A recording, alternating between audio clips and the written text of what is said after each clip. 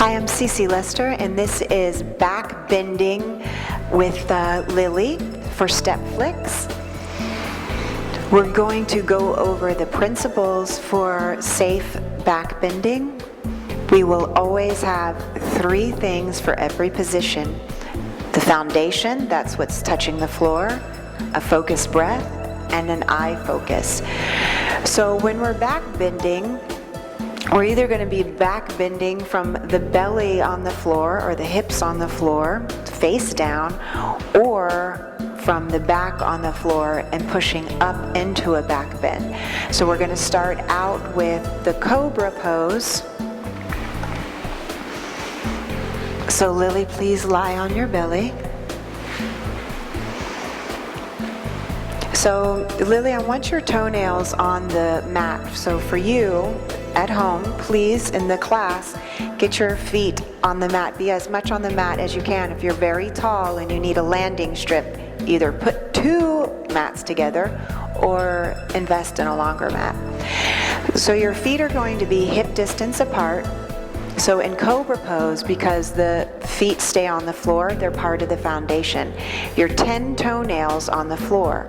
When all 10 toenails are on the floor, that's sort of the opposite, the same, but the opposite as the 4 corners of the feet on the floor. So pressing the 10 toenails on the floor. Do you notice that that pushes your shins away from the floors a little bit? Now press your inner thigh towards the ceiling. Good.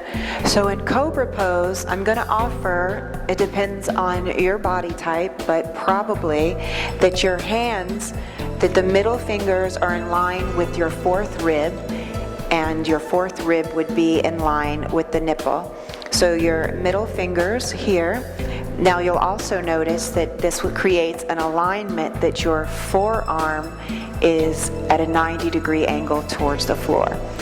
So the foundation of this posture, once we create the back bend, is going to be the pubic bone and the hip bones.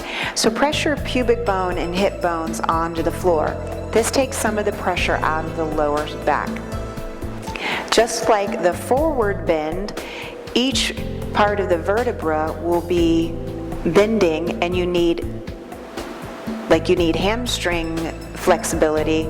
You'll be accessing and increasing hip flexor iliopsoas flexibility.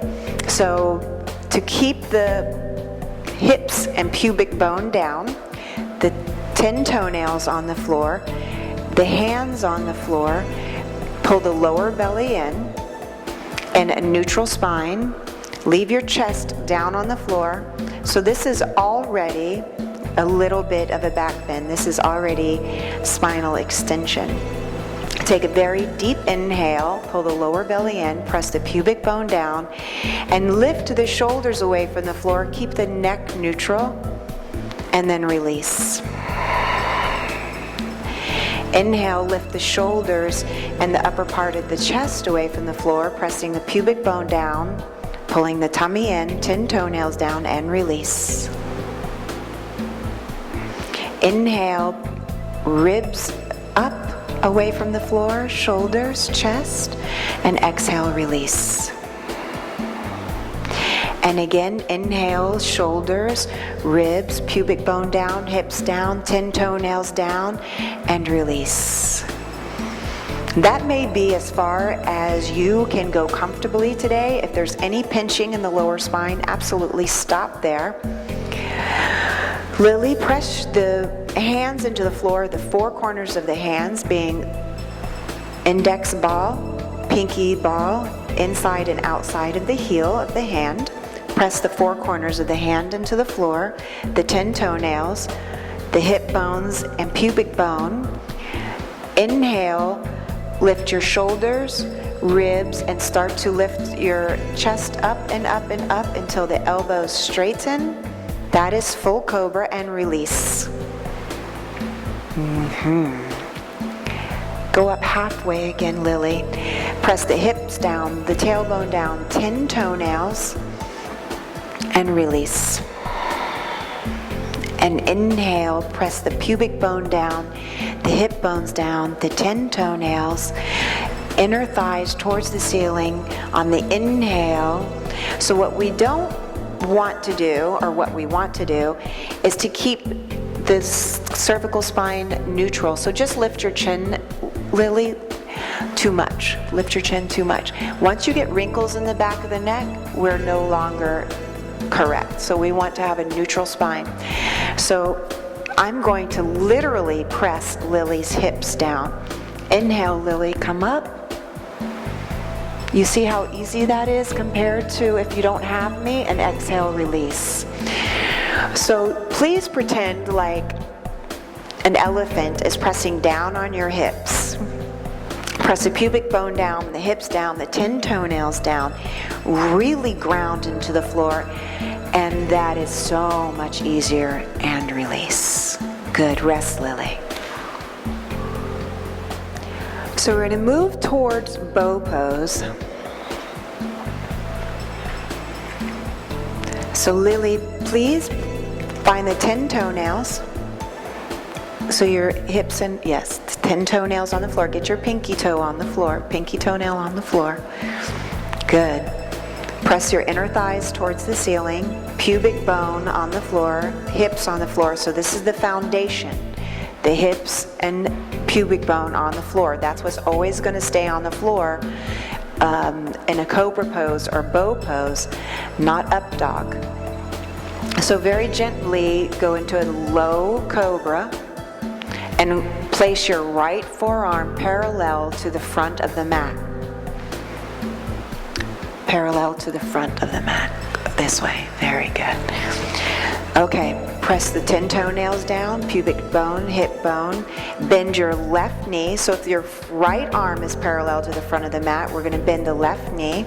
And you're going to reach your left hand back towards your left ankle. Now, if you can't touch your ankle, pretend like you can't. You just reach. And we're going to stay there and breathe. 5, 4, you can touch it now. Toenail down, 3. Pubic bone down, 2, and 1. Release.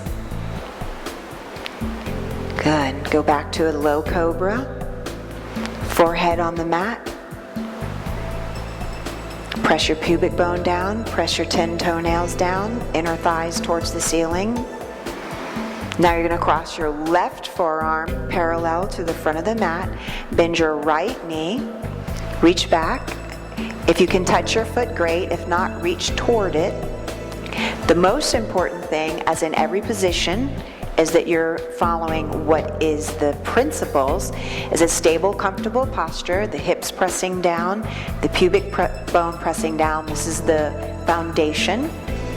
That the 10 toenails are on the floor. That keeps the middle toe in line with the patella, the middle of your kneecap. Inner thigh pressing towards the ceiling. And you're going to take some breaths there. Now, if your 10 toenails were pressing towards the mat, the top foot would be pressing towards the mat still as well. Pulling the belly button away from the mat as you press the pubic bone and hips toward the mat. And release. All the way to rest. So we're going to rest for one breath. We're going to go over that the 10 toenails are pressing into the mat, that your middle toe, heel, knee, and hip are in one line, that your pubic bone and hip bones are pressing onto the mat, your belly's pulling away from the floor. Place your forehead on the mat again. Take your hands by your sides. Now I want you to bend both knees. Good. Reach back for both feet. Press your forehead against the floor again. So, 10 toenails push towards the mat. So push the 10 toenails as if you were going to, towards the mat. Leave your forehead on the floor, please. Press your pubic bone down, press your hips down. So this is the foundation of the bow pose. The hips are pressing into the mat. Shrug your shoulders towards your ears, roll your shoulders away from the floor, pull the lower belly in. Now keep pressing your toenails toward, bend your elbows slightly, and then begin to lift your shoulders away from the mat, your ribs away from the mat. Keep pushing your feet, toenails towards, there's bow pose. And breathe, and breathe, and breathe. And you always let go very slowly. Go back to the basic where your forehead is on the mat. Go out the way you came in, release your hands, release your feet. Place your hands by your sides, palms face up, so that your arms are straight, palms face up. Toenails into the mat, pubic bone into the mat. Roll your shoulders towards your ears, towards the ceiling, so they're away from the floor. Lift your palms off the floor. Pull your tummy in, push your pubic bone down, make your legs very, very long. Lift your shoulders away, lift your ribs away. Begin to look forward to the end of your mat. Lift your chest more, lift your ribs more. Pushing your pubic bone down, pulling the tummy in, making your legs very long. Begin to lift your straight legs away from the floor for locust pose. This is the foundation. The more she pushes into the pubic bone and hip bones, the lighter she's going to be. Release your legs, release your hands, release your chest, release your forehead. Again, pressing the pubic bone down, pulling the belly in, pressing the hip bones down. Good. Lift the hands, pull the belly in, lift the shoulders, lift the chest, lift the legs. And we're going to lift the legs straight for locust pose. 3, 2, 1, and release. Good. One more. This is the foundation of the pose. Pubic bone down, hips down.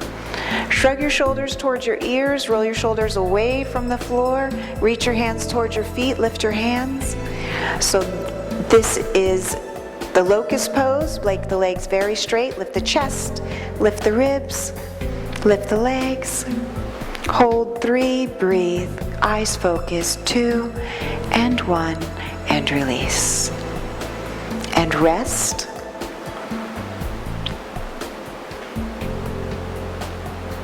Perfect. So we're going to do up dog. Up dog has a lot of components and is more complex than cobra.